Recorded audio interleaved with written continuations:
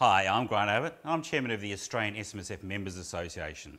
Today we're looking at something extremely special, something that you've probably kept in the cupboard a long time and never really considered.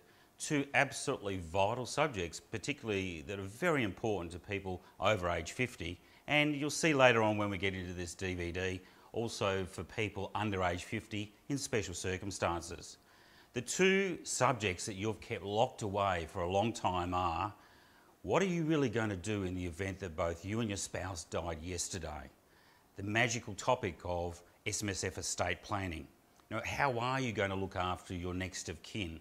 If you're from blended families, that is, you've got children from different marriages, how are you going to protect and look after everyone and make sure that you've got a deliverable every point in time that is guaranteed, is secure and certain?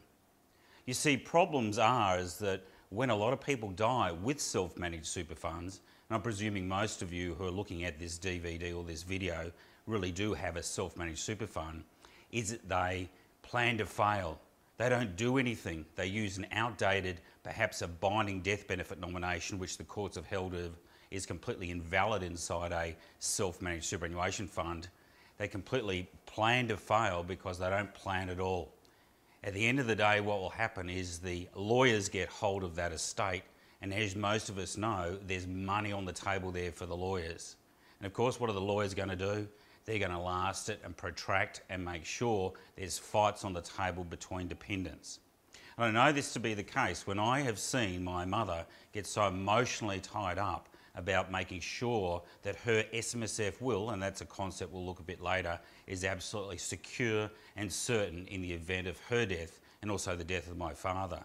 It's something that really rises up in the middle of us and is absolutely crucial. The other topic I want to talk about today, to me, is probably even more important, and that is what happens if one of you dies and the other one is left but it has lost mental capacity. What happens to that self-managed super fund? That fund that might have $500,000, $1 million or $2 million in it. Who looks after that fund? And when do we know that mental incapacity actually starts and when it stops? That's a really interesting question because you don't have capacity to be a director of a corporate trustee into self-managed.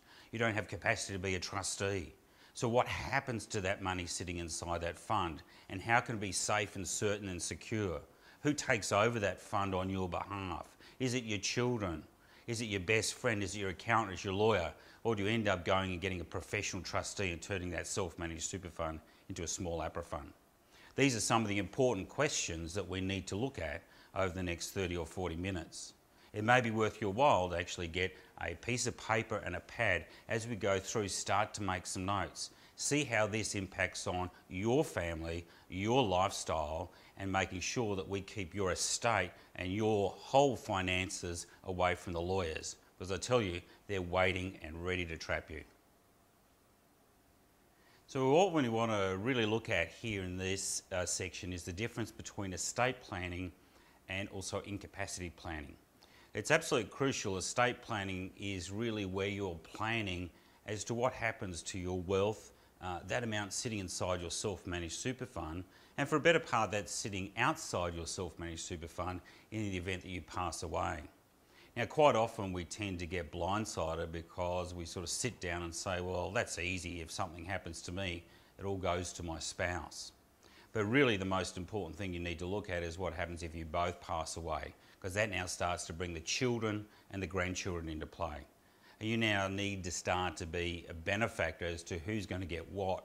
And don't feel frightened about passing it past one generation onto the next generation. Give some protection, bearing in mind that some of the estate that you may pass to your children obviously may get dissipated in the event there's a bankruptcy or there's a divorce. Anything you give directly to your children can end up in the in-laws' hands. And that's been dangerous. I've been around Australia and I do a lot of travelling and doing a lot of sessions for mum and dad trustees.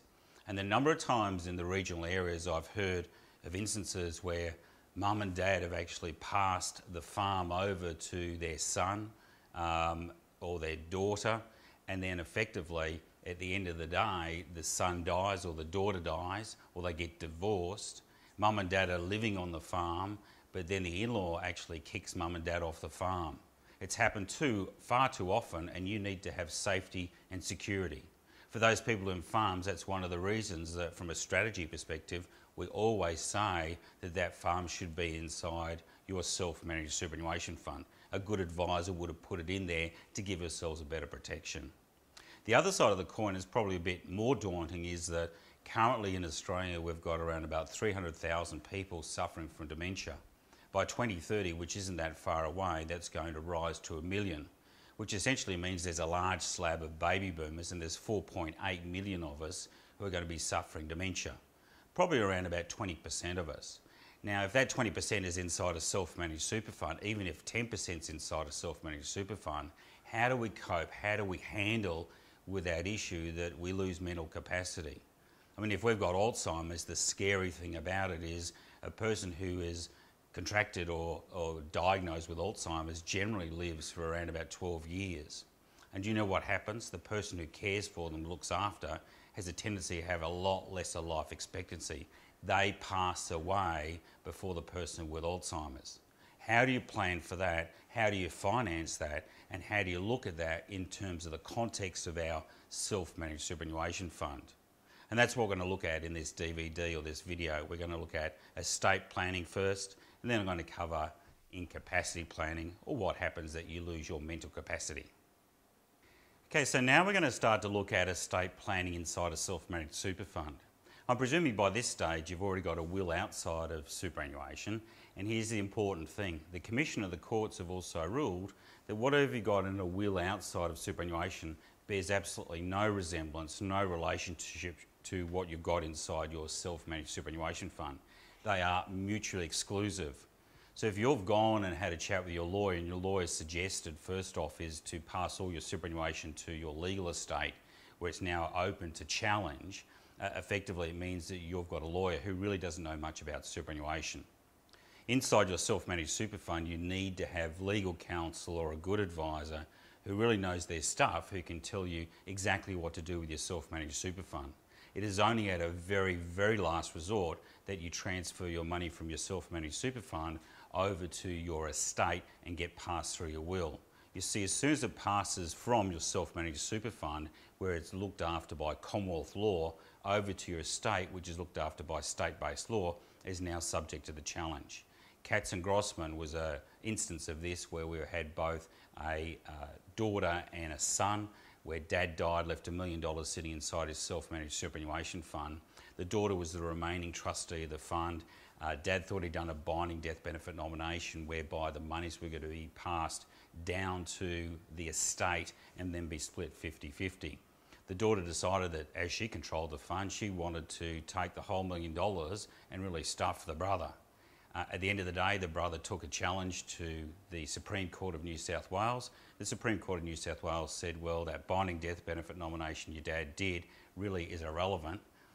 More importantly from that perspective is that the daughter who's left inside the fund, the sole remaining trustee, had full control of the fund and was able to pay out that $1 million to herself. The worst case scenario is the son was the executor of the estate and had to stump up for the full entire legal costs in the Supreme Court. There was another case just recently in Queensland, Donovan and Donovan, exactly the same thing, but it was the second spouse versus the daughter of the first marriage. Exactly the same circumstances, even the same sort of money, but what ended up is that the second spouse, who was the sole remaining survivor inside that fund, took full control, and even though the estate said everything should be split between the daughter from the first marriage and the second spouse, effectively it was taken outside. So if you've got any of these sort of mechanisms inside your fund, or you've got a will that actually directs this, just please understand that you have failed to plan. You're not really understanding your estate planning. You're abrogating your responsibility to deliver the best solution to your children or grandchildren to other professionals who may or may not be aware of how circumstances go. At the end of the day, it is your responsibility. And we can tell that because the really big question that I can ask of you at this stage is, look at your self-managed super fund. If you've got time now, put down all your assets inside your self-managed super fund. And by the way, you might as well put your assets outside your self-managed super fund as well. And then look at that picture, or draw it up on a whiteboard, or draw it up on a mirror, I don't care where it is, but have a really good look at that. And then come back and have a look at this. What I want to do is ask you the question, what happens in the event that both you and your spouse died yesterday together? What happens? You've got all of this stuff happening. This happens in the will. All of this stuff happens according to the tools I'm going to give you very shortly. If you can't guarantee with absolute 100% certainty as to what's going to happen, then you have failed to plan. You have not taken responsibility of your SMSF estate plan. What is going to happen there is your children and your grandchildren are going to suffer. Hopefully by this stage you're actually motivated to really get certainty, security and build a really strong SMSF estate plan. Again, put the will outside. Let's see what we can do directly with what you've got inside your self-managed super fund. Now there's some tools that you need to deliver on this promise that you're going to give and leave a legacy to future generations. The first and most important tool, which came out of the various cases Donovan and Donovan and Katz and Grossman, where the people inside these funds, or the trustees inside these funds, made big mistakes, was not having an up-to-date and really a strong SMSF estate planning trust deed. People don't understand, and you may not understand, that the strength of your fund is based on your trust deed. And here's an important point. Look at the phone you have now. Is it modern? Is it up-to-date? Is it a smartphone? Now, if you haven't upgraded your trust deed since 2004 or 2000 or 1998, go back and look at the mobile phone you had at that present point in time. Or even go back and have a look at the mobile phone you had in the last 2 or 3 years. If it's not up to date strategy-wise, which I called SMSF technology-wise, you're really letting yourself down.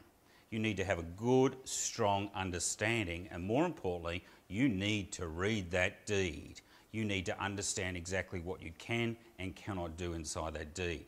That's where the Donovan case was let down. That's where Katz and Grossman was let down. That's where they're all being let down now. And you know what happens when you're let down? That gives an opening for the lawyers to pick up $30,000, $40,000, $100,000 off your estate in legal fees.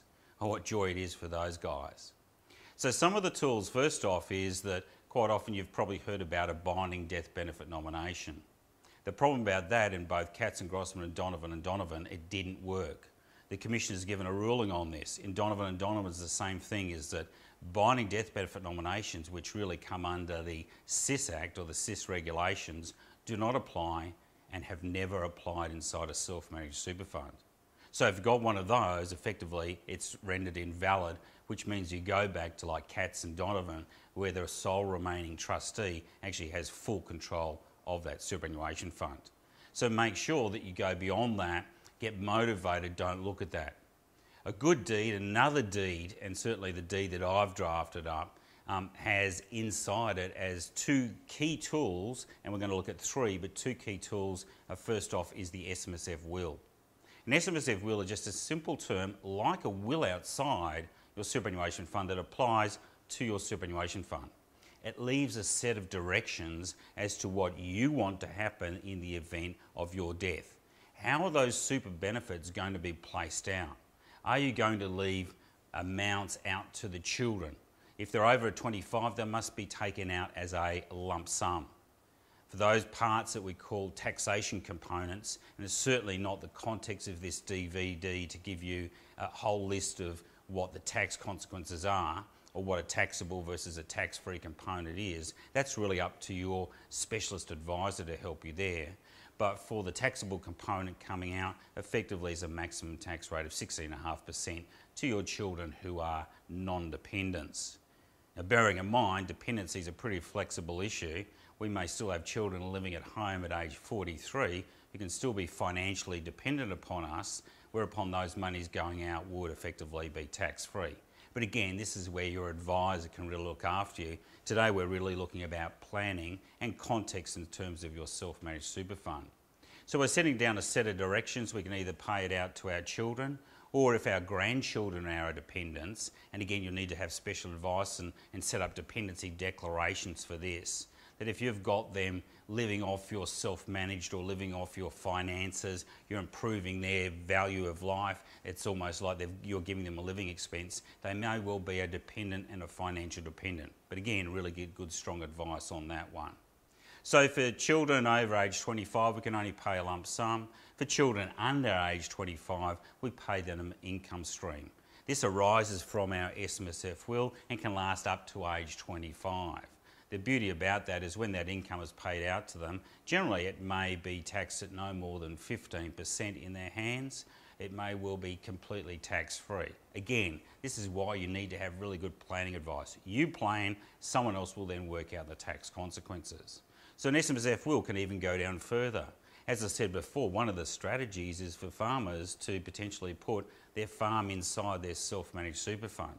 On death, that farm is then paid out of the super fund or transferred out of the super fund, primarily, I'm presuming there, to the children who have worked on the farm than the ones who work off the farm.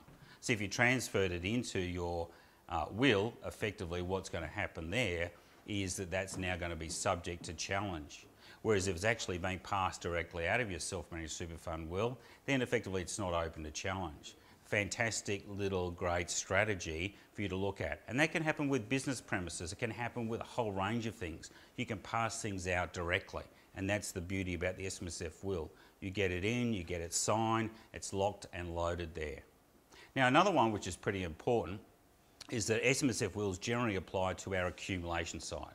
Some of you may or may not know, but we have two sides in our fund, our accumulation side and also our pension side. Accumulation is where we take lump sums out. Our pension side is where we're actually taking an income stream outside that fund. SMSF wills generally apply to our accumulation side. They may apply to a pension side, but only in the instance where we haven't really looked at doing a continuing pension. And a continuing pension is what we call in the terms of trade of our business as being a auto-reversionary pension. It passes directly from one person to another. It might go from myself to my spouse. It might go from myself to my spouse onto someone else. And these are the things we need to look at. But the documentation for that auto-reversionary pension, effectively sits inside our pension documentation, not necessarily SMSF will. The Commission has ruled that if you have an auto-reversionary pension which has the documentation showing the line, the length of this pension carrying on, that always overrides an SMSF will if we need to. So in essence, we really want to make sure that we've got our auto-reversionary and our SMSF will working side by side if we've got both sides of those. The last one is going to be the guardianship. In some instances, we're going to want to have a situation whereby we've got a guardian and that guardian is going to take control of how there's going to be benefits paid out in the event of our death, that SMSF will. So what we're going to make sure is, again, our deed has got that guardian and we really make sure we've got certainty, deliverable, that guardian comes in and looks after that. Brand new strategy, brand new momentum. Now we had a look at a lot of the tools, and the tools are really important for you no matter what age. And here's a key component. If you're part of that war generation, there's 2.8 million of them in Australia, people are currently over age 66.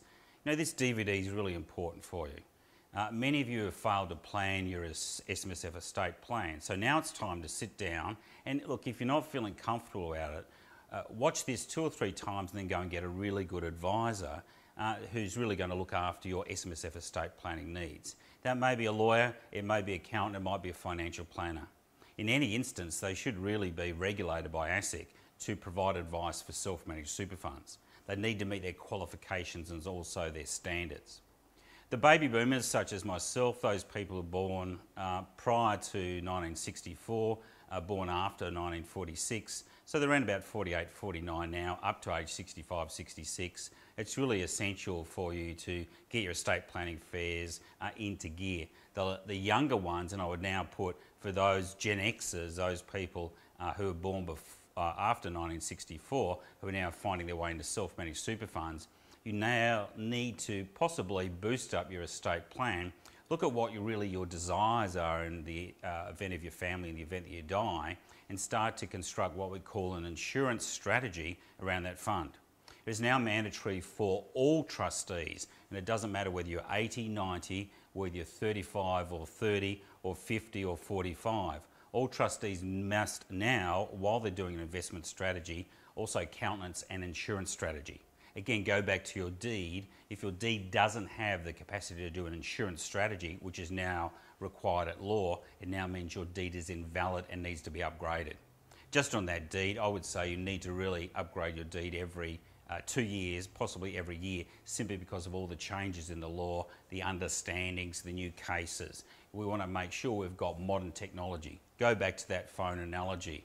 If the smartphones are changing so quickly, then we also need to make sure our trust deed, which is really our bedrock for our strategic foundation and our certainty and security inside the fund, also needs to be upgraded. So for the younger ones, make sure, and I'm probably right a case in point, I've got about $2 to $3 million of insurances inside my fund. That's because I might have $200,000 or $300,000 inside my fund, but I wish a lot more for my family. I wish a lot more for my spouse in the event of my death. I'm part of a blended family. I want to look after my spouse and also want to look after my children from my earlier marriage in a quite spectacular and different way. It's important. The beauty about it is any premiums I pay inside that fund are tax deductible, but more importantly, when the fund receives those insurance proceeds, should I die, then in that instance, we've got a situation that those amounts that are received by the fund are also tax-free. If they then go out to my spouse as a lump sum or I pay an income stream to my children, for that part they may well also be tax-free. And that's the beauty of the system.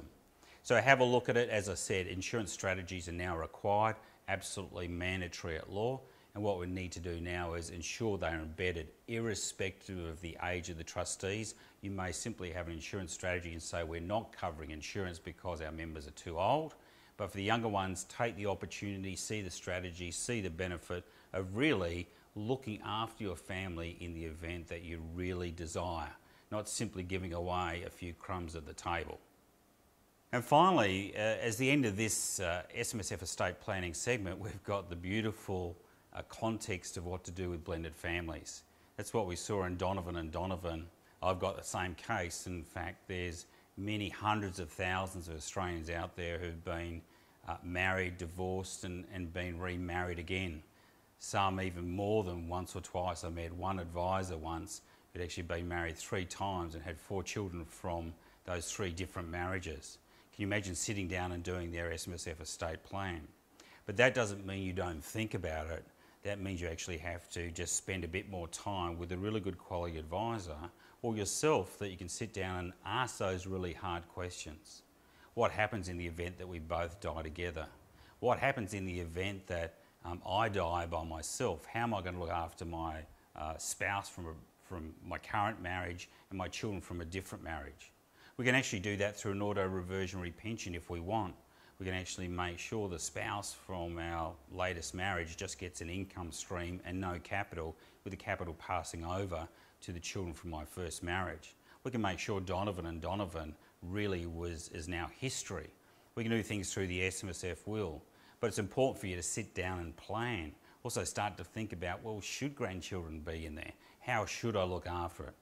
A really good SMSF advisor, someone who's skilled in SMSF estate planning, will be able to take you through the relevant questions. Because I find it's those questions that really come up with the answers or the solutions. They can't really tell you what to do. They can't impose their values or their wills to you. It's a matter of you bringing out what you really want to happen. And each of us have a unique footprint, a unique understanding of what we want to happen, what makes it certain for us. But I'd like to go back to the tool that I talked about before. It's all very well putting all this in place, and where we have an SMSF will or auto-reversionary pension, they're contracts between yourself and also the trustee of the fund, someone to actually be guaranteeing those particular instances. If they don't deliver on that in the event of your death, effectively there's a 5-year jail term. So certainly there's a lot of power there, a lot of certainty.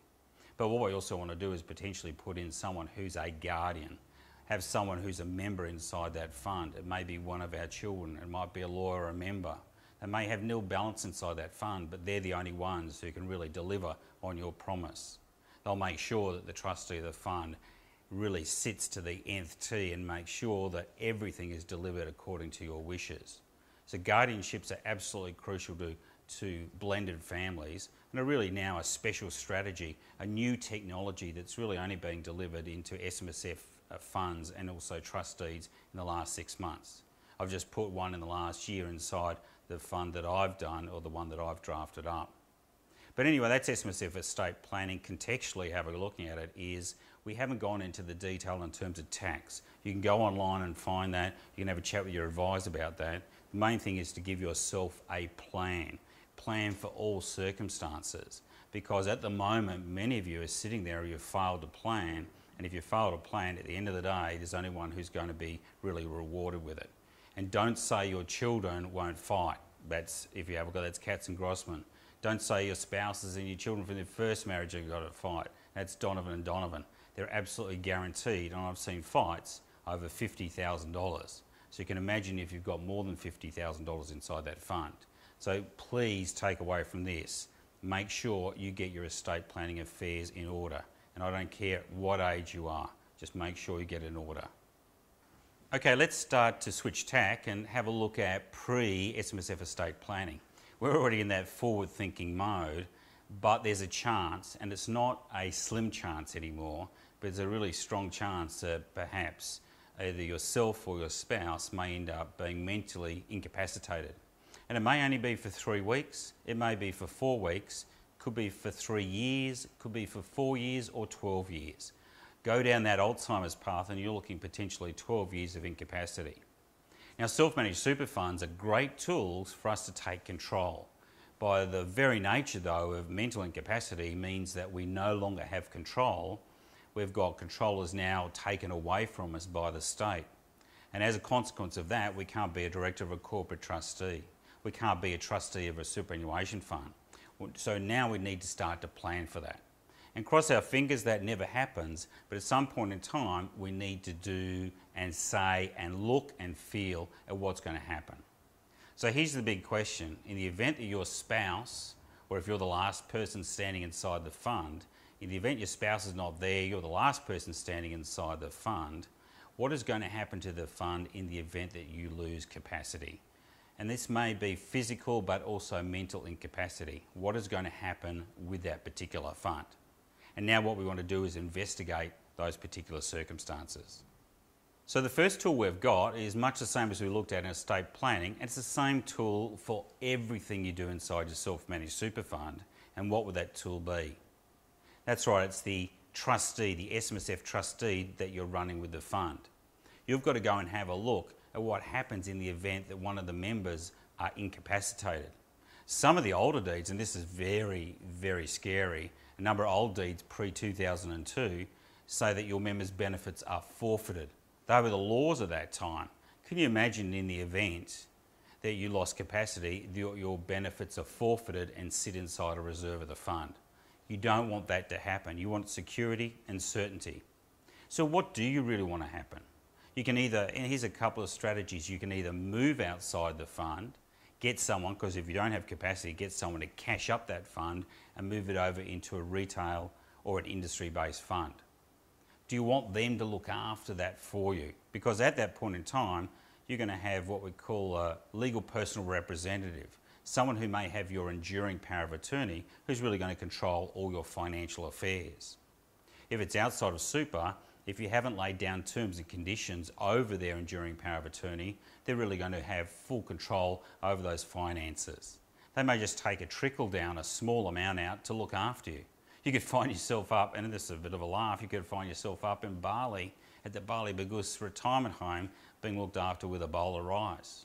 It's all within the law unless someone starts to make a challenge on your behalf. And sometimes that doesn't happen, where our children can actually see their capital that's residing in that fund that may pass to them in terms of estate planning. Now let's hope it's not the case in your family, but sometimes we have to prepare for the worst. So what we need to do is go back and have a look at what happens inside our trust deed. Is there security? Is there certainty inside there? Now inside the trust deed, again, the one that I've drafted up and some of the smarter ones, we have an SMSF living will, which is in the event that you lose capacity, you have planned for it. You've said that in the event that I lose my capacity, I want this amount of money to come out each and every month to look after my retirement home fees, my nursing home fees.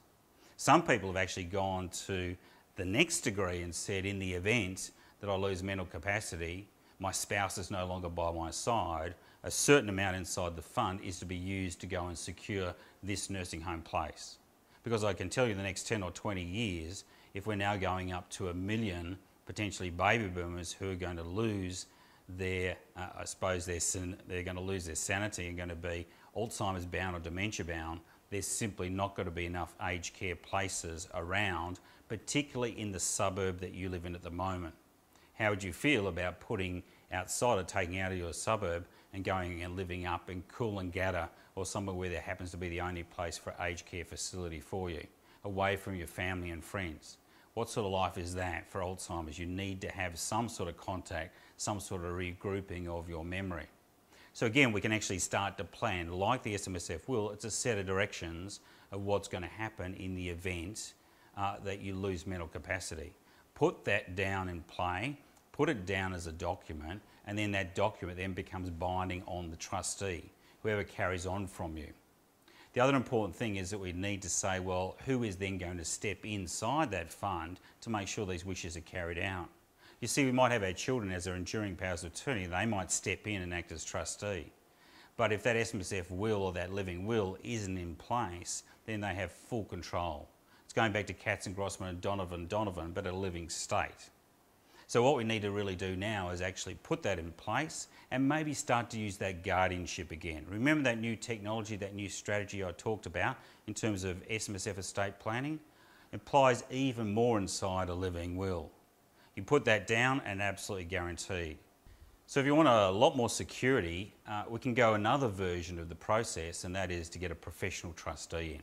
Now, we're not talking about the public trustee here. We're looking at a professional trustee who looks after self-managed super funds, looks after these small super funds, and will really guarantee and give certainty and security to deliver on whatever your SMSF living will is, or even if there is no SMSF living will, to make sure it keeps the hordes at bay and that you are primarily going to be looked after.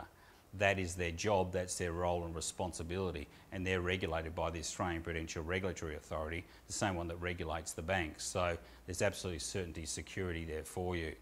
So just finishing up on this estate planning and also more importantly the incapacity planning section is, again, I'd just look at you and say, make sure that you plan for success. Plan to deliver the best possible strategy in your mind that you can to your children, your grandchildren, or to your spouse. Don't simply sit back and don't take responsibility. For a lot of the people under age 50, it's the same sort of thing. Have a look at this. They say to me, my super has let me down. They're sitting in retail funds or industry funds. And I say that your super has never let you down. You haven't taken responsibility to actually make your super work for you. You have let your super down. Well, I put it to you the same thing is at the end of the day, you may well lose your mental capacity or not be here. And it may not mean anything for you because you're not here. But at the end of the day, it's great to take responsibility and leave the best legacy you can for the next generation. That's simply as a result of you getting off and starting to plan for estate planning, incapacity planning. Now, the next step for that is that, as I said before, you need to do your research, you need to have a look as much as possible, and this DVD or this video is the first step. But you need to get yourself a good advisor, perhaps a good lawyer that is a specialist who understands how the Commonwealth Government effectively looks after your superannuation as opposed to state-based law. If they're trying to direct everything into the will, you know that effectively the person who's giving you that advice really isn't up to speed in terms of self-managed super funds. In fact, I can tell you, if they're a lawyer doing that, they're extremely frightened of stepping into this zone, because this zone has got 2,800 pages of law, and this is where they will fall down. They don't want to get sued by your estate. So again, make sure you get someone who's ASIC registered, accredited, or is really smart in terms of this area. But I put it to you, the more you learn, the more you understand about this, the better questions and choices you can actually make in terms of getting a really good advisor. Anyway, it's Grant Abbott from the Australian SMSF Members Association, putting a challenge to you to get your SMSF estate planning and incapacity affairs in order, not tomorrow, but now.